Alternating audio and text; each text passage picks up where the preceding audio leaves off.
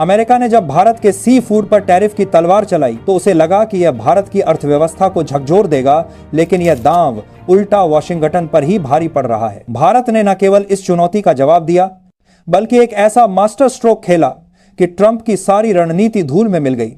कोच्चि में marine products export development authority यानी MPDA के चेयरमैन डॉ स्वामी ने प्रेस कॉन्फ्रेंस में साफ साफ कहा कि भारत अब किसी एक मार्केट के भरोसे नहीं रहेगा। अमेरिकी टैरिफ के जवाब में भारत ने तुरंत रूस, ब्रिटेन, ऑस्ट्रेलिया, नॉर्वे, स्विट्जरलैंड, चीन, वेस्ट एशिया और दक्षिण कोरिया जैसे देशों को वैकल्पिक बाजारों के रूप में चिन्हित कर लिया। यानी अमेरिका के दबाव को भारत ने एक सुनहरे अवसर में बदल दिया और वैश्विक व्यापार का पूरा खेल ही पलट दिया।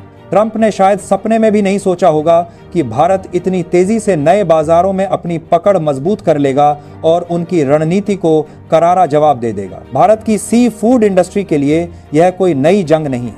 इतिहास गवाह है कि भारत ने पहले भी ऐसी चुनौतियों का डटकर सामना किया है। पोखरण परमाणु परीक्षण के बाद जब अमेरिका ने कठोर पाबंदियां लगाई थीं, तब भी भारत ने नए रास्ते खोज लिए थे और अपनी अर्थव्यवस्था को संभाला था। आज वही इतिहास दोहराया जा रहा है, लेकिन इस बार भारत का जवाब पहले से कहीं ज्यादा आक्रामक और रणनीतिक है। डॉ स्वामी ने साफ शब्दों में कहा कि सिंगल स्पीशीज, सिंगल डेस्टिनेशन और सिंगल मार्केट की निर्भरता को अब पूरी तरह खत्म करना होगा। भारत की नई रणनीति है डाइवर्स प्रोडक्ट्स और डाइवर्स डेस्टिनेशंस की, यानी उत्पादों और बाजारों में विविधता लाकर भारत अब किसी एक देश के भरोसे नहीं रहेगा। यह बयान ट्रंप के लिए किसी तमाचे से कम नहीं, क्योंकि उनकी पूरी कोशिश भारत को आर्थिक रूप से दबाने की थी, लेकिन भारत ने इस दबाव को अपनी ताकत में बदल लिया और अब पहले से कहीं अधिक मजबूती के साथ वैश्विक मंच पर उभर रहा है। अमेरिका और चीन भारत के सी फूड के सबसे बड़े खरीदार रहे हैं। आंकड़े बताते हैं कि अमेरिका हर साल 31,948 टन फ्रोजन श्रिम्प आयात करता है, जबकि चीन 1,36,164 टन भारतीय समुद्री उत्पाद खरीदता है। ट्रंप को पूरा भरोसा था कि इतने बड़े खरीदार के टैरिफ बढ़ाने से भारत की सी फूड इंडस्ट्री घुटनों पर आ जाएगी और उसकी अर्थव्यवस्था हिल जाएगी। लेकिन भारत ने इस दांव को न केवल नाकाम कर दिया, बल्कि नए बाजारों में आक्रामक तरीके से कदम रखकर अमेरिका को ही बैकफुट पर ला दिया। साल 2024-25 में भारत ने कुल 16,98,170 टन सी फूड का निर्यात किया, जिसकी कुल वैल्यू 62,408 करोड़ रुपए यानी 7.45 बिलियन अमेरिकी डॉलर रही। इसमें फ्रोजन श्रिम्प की हिस्सेदारी 44% और फ्रोजन फिश की 20% थी, जबकि स्क्विड, कटल फिश और लाइव फिश भी बड़ी मात्रा में विदेश भेजे गए। ये आंकड़े साफ दिखाते हैं कि भारत की सी फूड इंडस्ट्री कितनी विशाल और ताकतवर है। यही वजह है कि ट्रंप का टैरिफ वॉर अब उल्टा अमेरिका पर ही भारी पड़ रहा है, क्योंकि भारत ने नए बाजारों का दरवाजा खोल दिया है और सी फूड इंडस्ट्री को बचाने के लिए ऐसा मास्टर स्ट्रोक खेला है कि अमेरिका की सारी रणनीति धरी की धरी रह जाएगी। ट्रंप जिस टैरिफ को अपने लिए जीत समझ रहे थे, वही अब उनकी सबसे बड़ी हार में बदलता दिख रहा है। कोच्चि में marine products export development authority MPDA के चेयरमैन डॉक्टर स्वामी ने प्रेस कॉन्फ्रेंस में दो टूक कहा कि भारत अब किसी एक मार्केट पर निर्भर नहीं रहेगा। यानी अमेरिका का दांव चलते ही भारत ने पूरा खेल बदल डाला। ट्रंप को समझ ही नहीं आया कि भारत इतनी तेजी से बाजार शिफ्ट कर देगा और अमेरिकी कंपनियों को ही घाटे में डालेगा। राज्यों की बात करें तो आंध्र प्रदेश सी फूड निर्यात में सबसे आगे रहा, जिसने अकेले 2.53 बिलियन का एक्सपोर्ट किया। इसके बाद तमिलनाडु 8,401 मिलियन और केरल 829 मिलियन पर रहे। यानी भारत का दक्षिणी हिस्सा ही अकेले अमेरिकी टैरिफ को मात देने के लिए पर्याप्त है। ट्रंप को यह देखकर सबसे ज्यादा चिंता हो रही है कि भारत के पास इतना विशाल उत्पादन बेस है कि वह आसानी से नए देशों में एंट्री कर सकता है। ट्रंप प्रशासन ने उम्मीद की थी कि एक टैरिफ लगाकर भारत की सी फूड इंडस्ट्री को रोका जा सकेगा, लेकिन भारत ने तुरंत बयान दे दिया कि इक्वाडोर जैसे देश भी भारत की जगह नहीं ले पाएंगे। इक्वाडोर के पास अमेरिकी बाजार के लिए केवल 10% टैरिफ का फायदा है, लेकिन उसकी क्षमता यूरोप और चीन की मांग पूरी करने में ही खत्म हो जाती है।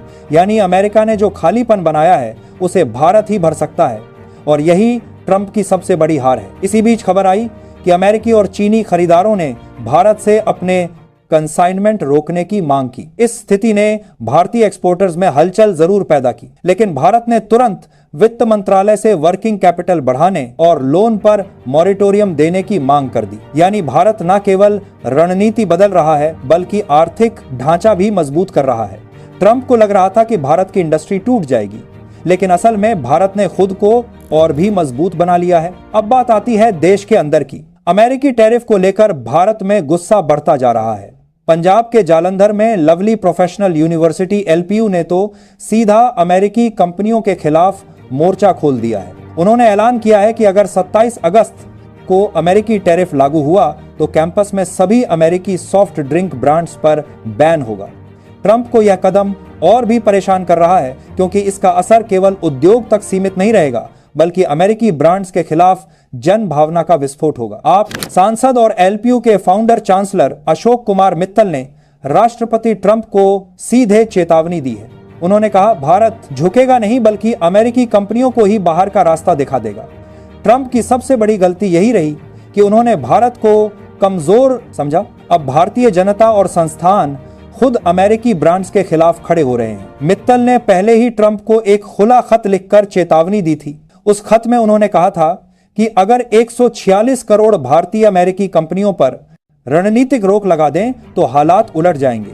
यही बात अब जमीन पर उतरने लगी है। ट्रंप को अब डर लग रहा है कि कहीं यह बहिष्कार लहर पूरे देश में ना फैल जाए और अमेरिकी कंपनियों के लिए भारत का दरवाजा बंद ना हो जाए। भारत का यह दोहरा वार, एक तरफ नए देशों में सी फूड मार्केट खोलना और दूसरी तरफ घरेलू स्तर पर अमेरिकी कंपनियों का बहिष्कार, वाशिंगटन के लिए सबसे बड़ा सिर दर्द बन चुका है। ट्रंप प्रशासन अब यह सोचने पर मजबूर है कि कहीं यह फैसला अमेरिका के खिलाफ ही ना चला जाए।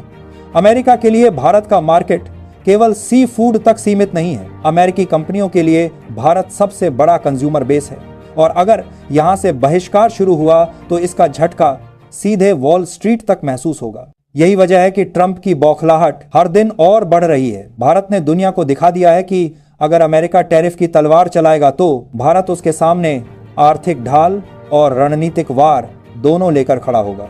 ट्रंप का सोचना था कि वह भारत को अलग थलग कर देंगे, लेकिन भारत ने रूस से लेकर ऑस्ट्रेलिया तक नए देशों के साथ समझौते शुरू कर दिए। ट्रंप की मुश्किल यह है कि भारत का सी फूड केवल खाने का सामान नहीं बल्कि एक बड़ा व्यापारिक हथियार है।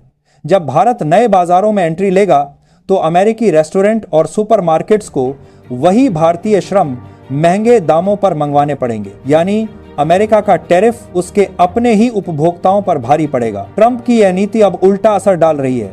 भारत का सी फूड इंडस्ट्री और भी डाइवर्सिफाइड हो जाएगा और अमेरिका की निर्भरता भारत पर बनी रहेगी।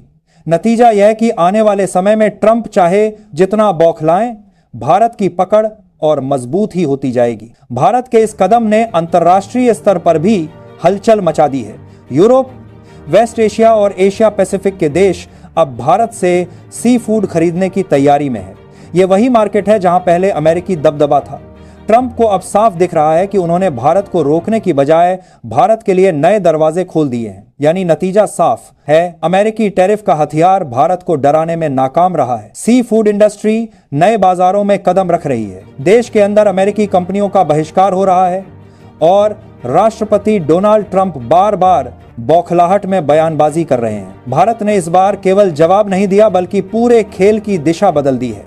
सी फूड इंडस्ट्री को लेकर एक और बड़ा पहलू है ग्लोबल डिमांड का अचानक बढ़ना। खासकर एशिया, यूरोप और अमेरिका में सी फूड कंजम्पशन रिकॉर्ड स्तर पर पहुंच चुका है। इंटरनेशनल रिपोर्ट्स के अनुसार पिछले 5 सालों में दुनिया भर में सी फूड की मांग 35% तक बढ़ी है और इसमें सबसे ज्यादा बढ़ोतरी भारत, वियतनाम और इंडोनेशिया जैसे देशों की वजह से हुई है। भारत जैसे देश सी फूड को एक बड़े एक्सपोर्ट रेवेन्यू के रूप में देख रहे हैं और यही कारण है कि सरकार भी इसे स्ट्रेटेजिक सेक्टर मानने लगी है। दूसरी ओर सी फूड की बढ़ती ग्लोबल डिमांड ने सप्लाई चेन पर दबाव भी डाल दिया है।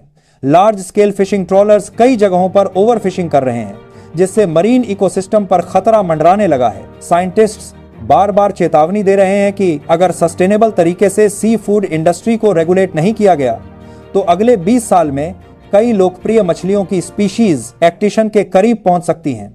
यही वजह है कि कई देशों ने अब कोटा सिस्टम लागू कर दिया है, जिसमें हर साल फिशिंग की एक निश्चित सीमा तय की जाती है। सी फूड इंडस्ट्री की एक और बड़ी चुनौती क्लाइमेट चेंज है।